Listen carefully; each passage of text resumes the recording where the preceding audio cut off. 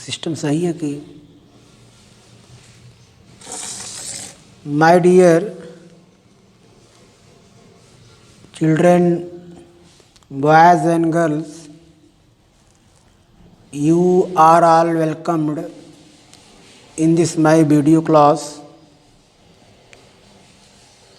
In previous days I taught you all first lesson of prose, the enchanted pool, which was written by C. Rajagopalachari. I gave you all homework in every paras, and you all will must make a notebooks which homework I have given in my teaching. Now I shall teach you all second lesson of prose, a letter to God, written by G.L. Vance. First, I want to summarize the lesson a letter to God. सबसे पहले मैं इस lesson को जो हमें पढ़ना है, पढ़ाना है, इसका बहुत थोड़े में आपको सारांश बता दूं, उसके बाद मैं लेसन को पढ़ाता हूं, क्योंकि until know the summary of the lesson we cannot well understand whole lesson. तो सबसे पहले मैं आपको सारांश बता दूं इस लेसन का। समरी जो आपसे बार बार पूछा जाता है, समरी क्या होता है, मैं इसी पर चर्चा करना चाहता हूँ। समरी का मतलब होता है सारांश। A kind of curiosity in creating in the mind of a lot of boys and girls, what is summary? तमाम बच्चियों के मन में ये भाव आ रहा है कि समरी का मतलब क्या होता है, सारांश क्या होता है। बार बार सारांश कहा जाता है, इसका सारांश लिखिए। तो मैं इसको आपको बता दूं, सारांश का मतलब होता है to describe anything in short is called summary. मेरे प्यारे बच्चियों, सारांश का मतलब होता है, मैं इसको सिंप्लीफाई किया हूँ अंग्रेजी में। एक अंग्रेजी का क्लास है, वो आपको जानना बहुत ज़रूरी है कि सारांश का मतलब क्या होता है, जिसको आप समरी कहते हो, SUMMARY। सारांश का मतलब क्या होता है, हिंदी में आप जान जाओ। सारांश का मतलब होता है, समझ रहे हैं ना, सारांश का मतलब होता है किसी बड़ी कहानी को, किसी बड़ी स्टोरी को बहुत छोटे में उसका वर्णन कर देना। जैसे आप कोई मूवी देखते हो, कोई फिल्म आप देखते हो, तो उसको आप 2.5 घंटा 3 घंटा आप उसको देखते हैं, और जब उसको आप देख करके आते हैं तो आप अपने मित्र से कहते हो कि आज मैंने एक बहुत बढ़िया मूवी देखा है और बड़ी प्रेरणादायक मूवी रही है। तो आपका मित्र कहता है उसको सुना दीजिए हमको थोड़ा सा, क्या उसका कहानी क्या था। तो बच्चों, उसको आप मुश्किल से आप 2 मिनट 3 मिनट में आप उसको उसका सारांश आप बता देते हो। बहुत आप तो 2.5-3 घंटा बताते नहीं हो। क्या जितना टाइम तक आप उसको देखते हो 2.5 घंटा 3 घंटा, क्या 3 घंटे आप उसकी कहानी को सुनाते हो? नो, नहीं सुनाते हैं ना। आप उसको 2-3 मिनट में कहानी ख़त्म कर देते हो। जो मेन चीज़ें होती हैं आप उसको डिस्क्राइब कर देते हो, उसको नरेट कर देते हो। यही सारांश होता है, ठीक है ना। किसी बड़ी सी लंबी कहानी को थोड़े में कहना ही सारांश होता है। अंग्रेजी में to describe anything in short सारांश होता है। तो मैं अब आप सारांश को बहुत अच्छी तरह से समझ गए हैं। You all have understood what is summary. I described, I explained it and simplified it into English and Hindi in both way. अब मैं जो लेसन हमको पढ़ाना है वो लेसन है letter to God. A letter to God का मतलब होता है भगवान के नाम एक पत्र, ईश्वर को एक पत्र, ईश्वर को एक पत्र, ये टाइटल है, ये इस लेसन का नाम है जो हमें पढ़ना है, हमको पढ़ाना है। तो मैं इस कहानी का सारांश आपको बता दूं, जिससे आप जब आपको मैं इस कहानी को पढ़ाऊं तो आप अच्छी तरह से समझ सकें। कहानी क्या है? यह कहानी जो है, this story a letter to God is a story of a poor man.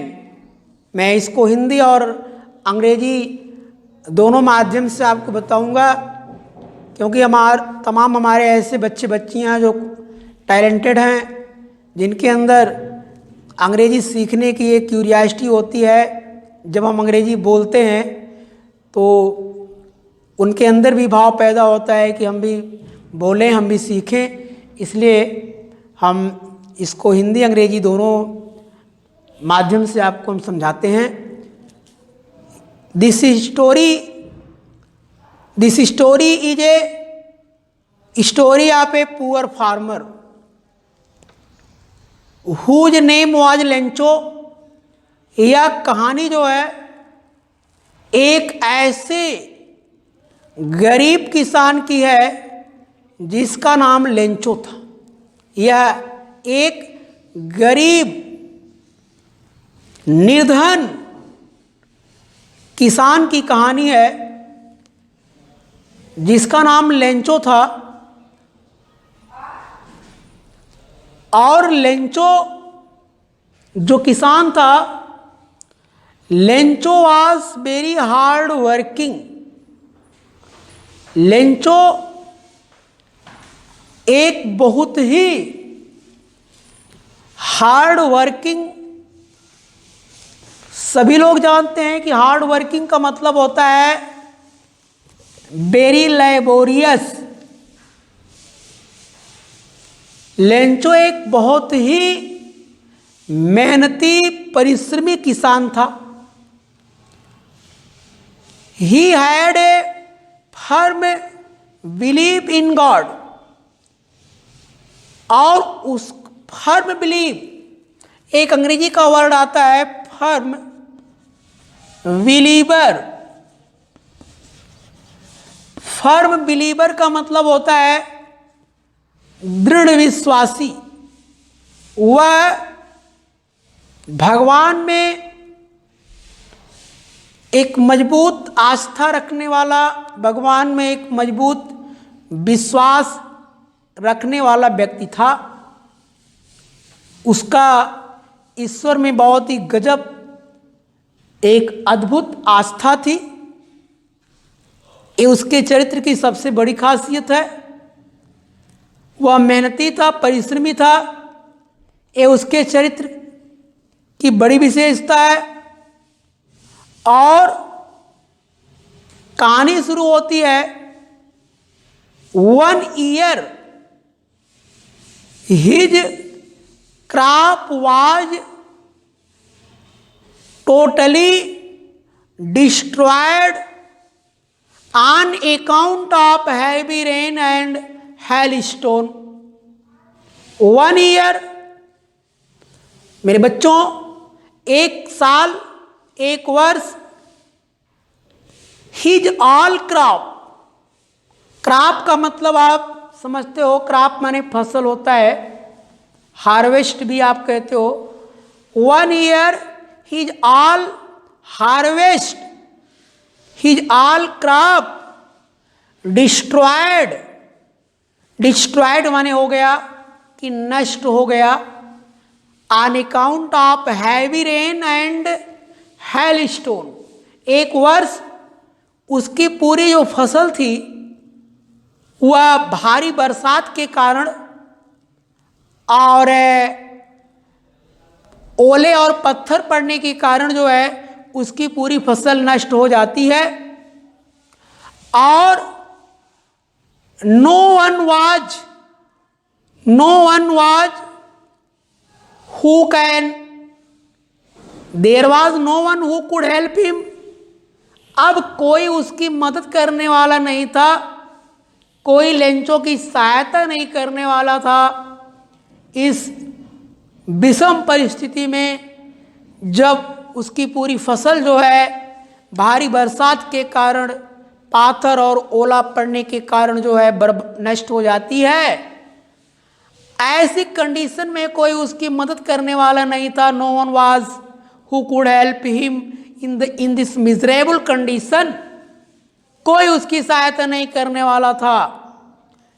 तो Lencho writes a letter to God, Lencho writes a letter to God, Lencho writes means लिखता है, ए लेटर टू गॉड एक letter लिखता है, एक पत्र लिखता है, टू गॉड माने ईश्वर को, वह भगवान के नाम एक पत्र लिखता है, एंड डिमांड्स 100 पैसों फ्रॉम गॉड, और वह भगवान से जो है, ईश्वर से वह 100 पैसों की डिमांड करता है, 100 पैसों की मांग करता है कि भगवान मुझे 100 पैसों भेज दीजिए।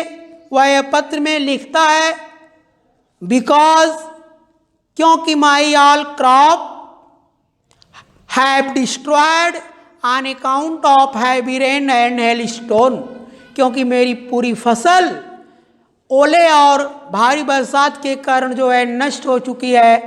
There is no one who can help me, कोई नहीं है जो मेरी मदद कर सके, इसलिए 100 पैसों मुझे भेज दीजिए। और वह जो है पत्र जो है, he takes his letter to the post office, वह पोस्ट ऑफिस पर जाता है, and drop the letter into mail box, और अपने पत्र को जो है वो डाक खाने में डाल देता है। And after a week he come to the post office, 1 सप्ताह के बाद जो है वह पोस्ट ऑफिस पर आता है, and he finds a letter, और वह एक पत्र पाता है। और जब उसके पत्र को, जो पत्र Lencho a letter to God लिखता है, भगवान के नाम लिखता है, तो जब when postmaster of the post office sees this letter, a letter to God, जब post master a letter to God नाम का पत्र देखता है तो ही सरप्राइज्ड, वह अचंभित हो जाता है, वह आश्चर्यचकित हो जाता है, उसको अचंभा होता है, because in his previous life he never saw a letter to God in the career of his post master. क्योंकि अपने पोस्ट मास्टर के कैरियर में उसने कभी ए लेटर टू गॉड नहीं देखा था, भगवान के नाम का पत्र नहीं देखा था, इसलिए वो अचंभित हो जाता है। बट लेकिन post master decides to help this needy person. लेकिन पोस्ट मास्टर इस जरूरतमंद व्यक्ति की सहायता करने का जो है दृढ़ निश्चय करता है, क्योंकि वो सोचता है कि अगर इस व्यक्ति if he never helps him his faith will be broken into many pieces. वह सोचता है कि अगर वह उस व्यक्ति की मदद नहीं करेगा तो उसका जो एक फर्म बिलीव है, जो उसका एक मजबूत विश्वास है, एक मजबूत आस्था है भगवान में, उसका आस्था जो है चकनाचूर हो जाएगा। इसलिए to maintain his believe in God, उसके विश्वास को, उसकी आस्था को भगवान में बनाए रखने के लिए कि इस आदमी का इतना जो मजबूत विश्वास है, काश मेरा भी इतना मजबूत विश्वास भगवान में होता, तो उसके विश्वास को, उसकी आस्था को बनाए रखने के लिए पोस्ट मास्टर जो है decides to help this man, और वह उस आदमी की सहायता करने का निर्णय ले लेता है। क्योंकि अगर सहायता नहीं किया गया तो उसका भगवान पर से जो है आस्था खत्म हो जाएगा, उसका विश्वास टूट जाएगा। इसलिए उसने जो है post master demands money from every employees of his post office.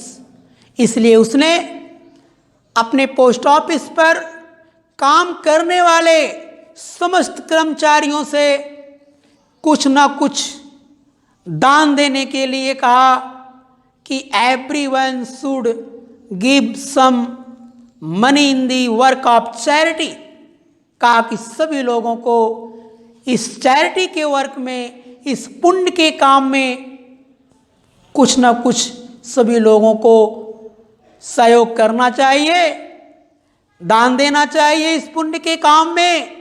And is every employees, और उसके सारे कर्मचारियों ने helped and supported the post master.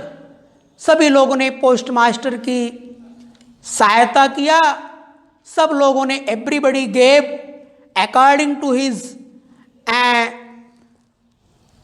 Power, सभी लोगों ने अपनी पावर के हिसाब से सहायता किया।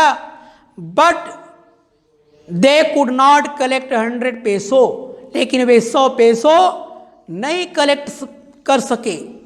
और उन लोगों ने एक लेटर, और उसमें जो है 70 पैसों जो है रख करके डाक खाने में रख दिया। Next day after a week when Lencho return to the post office, अगले सप्ताह जब लेंचो पोस्ट ऑफिस पर आता है, एंड ही फाइंड्स लेटर, और पत्र को पाता है।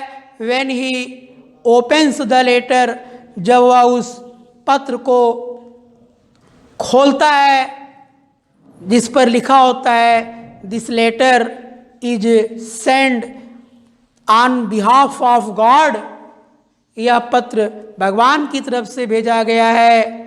When he counts the money, when he counts the money, जब वो पैसे को गिनता है, एंड फाउंड्स लेस मनी, और कम पैसा पाता है, he becomes very angry at the rude behave of employees of the post office. तो वह पोस्ट ऑफिस के कर्मचारियों के व्यवहार पर वह बहुत दुखी होता है, नाराज हो जाता है, गुस्सा हो जाता है और वह कहता है कि this mistake can not done God, यह गलती भगवान नहीं कर सकता है, यह गलती my money has been taken out by employees of the post office, मेरे पैसे को डाकखाने के कर्मचारियों ने निकाल लिया है, ऐसी गलती भगवान नहीं कर सकता है। उसने तो मुझको जो है 100 पैसों पूरा भेजा था, लेकिन इसमें से जो है मैं तो केवल 70 पैसों पाया और 30 पैसों इस डाकखाने के कर्मचारियों ने निकाल लिया है। और वह Lencho writes a second letter to God, वह भगवान को दूसरा पत्र लिखने का निश्चय करता है। And he writes second letter to God, और वह भगवान को दूसरा पत्र लिखता है। उसमें लिखता है कि गॉड, जो पैसा आपने भेजा था उसमें से मुझको केवल 70 पैसों मिला है, 30 पैसों इस डाकखाने के कर्मचारियों ने निकाल लिया है। और अब की बार जो पैसा आप भेजना वो अब डाकखाने के माध्यम से मत भेजना। अब की बार पैसा जो है आप direct, this time you should send money directly to him. अब की बार जो है आपको पैसा डायरेक्ट भेजना है, भेजिएगा। बिकॉज, क्योंकि employees of this post office are a bunch of crook. Bunch of crook का मतलब होता है बंच ऑफ क्रूक। क्रूक माने होता है बच्चों डिसहनेस्ट। डिसहनेस्ट, आप अनेस्ट से परिचित हो। अनेस्ट माने होता है ईमानदार। डिस लग गया, when you add dis you have made is antonyms. Dishonest means होता है बेईमान। Crook is antonyms of crook is synonyms of dishonest. तो बंच ऑफ क्रूक माने होता है बेईमानों का समूह, बेईमानों का झुंड। ये जितने भी इस डाकखाने पर जो कर्मचारी हैं, इनका पूरा का पूरा जो समूह है, सबके सब बेईमान हैं, सबके सब चोर हैं। इसलिए अब की बार जो पैसा भेजिएगा वो डाकखाने से मत भेजिएगा, अब की बार डायरेक्ट आप पैसा हमको भेजिएगा। तो in this way my dear children, boys and girls, I summarized this lesson into English and Hindi both way. इस तरीके से मैंने आज आपको इस ए लेटर टू गॉड का सारांश अंग्रेजी और हिंदी दोनों माध्यम से मैं आपको बताया हूँ। मुझे आशा है कि अब जो लेसन आपको आगे पढ़ाया जाएगा उसको आप अच्छे से आप समझ जाएंगे। तो इसी के साथ जो है मैं अपना आज का सारांश यहीं पर समाप्त करता हूँ, और अगले वीडियो में मैं आपको इस लेसन को पढ़ाता हुआ मिलूँगा। तो आप सभी को थैंक्स एंड बाय।